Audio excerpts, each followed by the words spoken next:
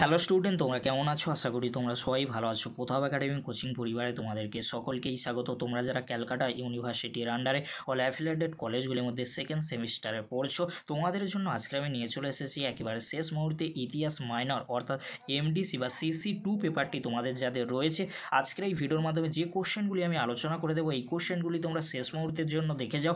অবশ্যই তোমরা এখান থেকে 5 মার্কস, 10 মার্কস ও 20 মার্কসের কোশ্চেনগুলি কমন পেয়ে যাবে। প্রথমে তোমরা দেখে নাও 5 মার্কসের গুরুত্বপূর্ণ কয়েকটি কোশ্চেন। তোমাদেরকে বলে রাখি 5 মার্কসের 3টি প্রশ্নের উত্তর তোমাদেরকে দিতে হবে। গুরুত্বপূর্ণ কোশ্চেনগুলি দেখে নাও তোমরা। ফার্স্ট কোশ্চেন, পুরা প্রস্তর যুগ বা উচ্চ এবং নিম্ন সম্পর্কে সংক্ষিপ্ত টিকা লেখো। পশু পালক যাযাবর বৃত্তি বলতে কী বোঝায়? দুটি কোশ্চেন অত্যন্ত গুরুত্বপূর্ণ। নেক্সট কোশ্চেন কী রয়েছে তোমরা দেখে নাও। প্রাচীন স্পার্টা হেল্ডদের ভূমিকা আলোচনা করো। প্রাচীন রোমের ব্যবসা বাণিজ্য সংক্ষিপ্ত বিবরণ দাও। এই দুটি কোশ্চেনের মধ্যে একটি কোশ্চেন এক্সামে আসার সম্ভাবনা কিন্তু প্রবল রয়েছে। পরবর্তী কোশ্চেন কী রয়েছে তোমরা দেখে নাও। প্রাচীন মিশরের স্থাপত্য সম্পর্কে আলোচনা করো। স্পার্টাকাসের বিদ্রোহের ওপর সংক্ষিপ্ত টিকা লেখো।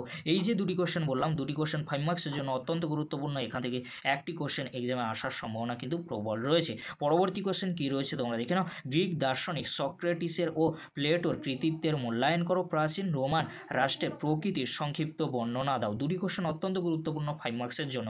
নেক্সট কোশ্চেন কী রয়েছে তোমরা দেখে নাও 5 মার্কসের জন্য। লাস্ট কোশ্চেন, নব্য প্রস্তর যুগের বিপ্লব বলতে কী বোঝো? স্পার্টা শ্রেণী বিন্যাস সম্পর্কে আলোচনা করো। এই কোশ্চেনগুলি তোমরা শেষ মুহূর্তে 5 মার্কসের জন্য দেখে যাও। অবশ্যই তোমরা এখান থেকে 3টি 5 মার্কসের কোশ্চেন কমন পেয়ে যাবে।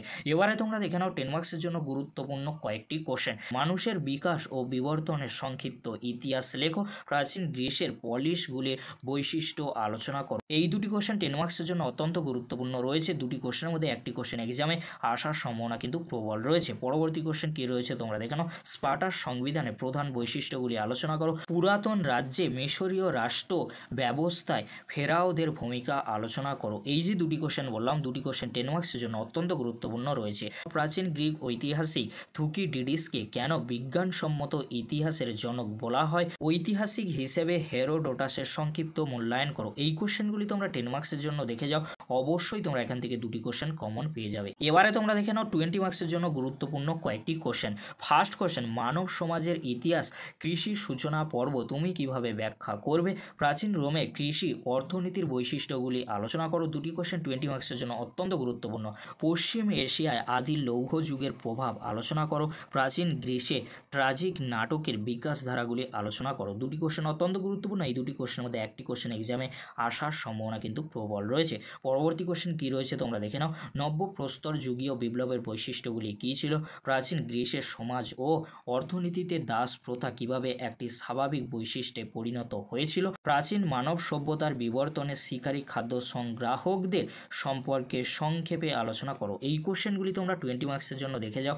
অবশ্যই তোমরা এখান থেকে দুটি কোশ্চেন কমন পেয়ে যাবে। এই কয়েকটি কোশ্চেন তোমরা যদি ভালো করে শেষ মুহূর্তের জন্য রেডি করে যাও, অবশ্যই তোমরা এখান থেকে 5 মার্কস, 10 মার্কস ও 20 মার্কসের জন্য কমন পেয়ে যাবে। আজকের এতটুকু। পরবর্তীতে দেখা হচ্ছে নেক্সট ভিডিওতে। ভিডিওটি দেখার জন্য তোমাদেরকে অসংখ্য ধন্যবাদ।